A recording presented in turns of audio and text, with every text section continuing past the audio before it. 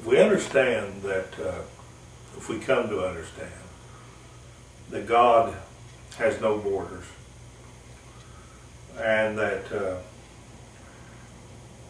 all spirits, in my imagination, in my thinking, all spirits are like thoughts of God coming alive. Therefore, still of God, still in God. And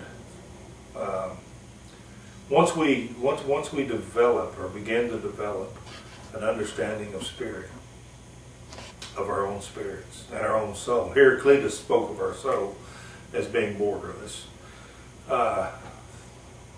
in 6th century BC. And it's very difficult. It's very, very difficult when we live in a very enclosed environment and a body of flesh, a singular person, seemingly. It's very difficult to come to an understanding or a revelation, however you want to put it, that we are borderless in our interiors. Very difficult place to go because it doesn't make any sense.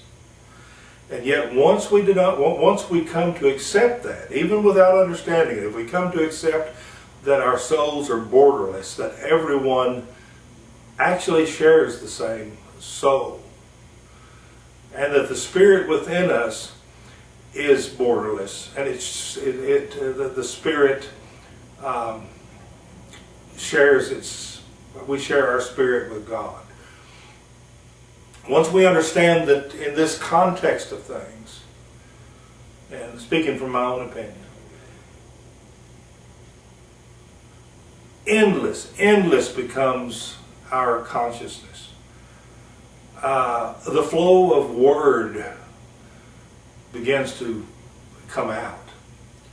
And I want to speak a little bit about word, because word is energy itself, it's power itself. Words are not word. Word is not actually words. In fact, words are very difficult to put with word.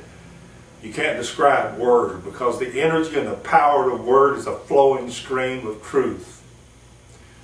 And that flowing stream of truth we try to describe, but we fail miserably to describe it. Because it flows only when it's free to flow.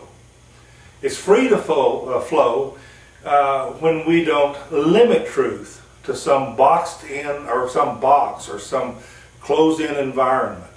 Truth is free to flow, it flows. We take hold of it. It blesses us, we bless the Word. And if you'll notice that great men of old, Jesus, others, great followers of other religions, or leaders of other religions,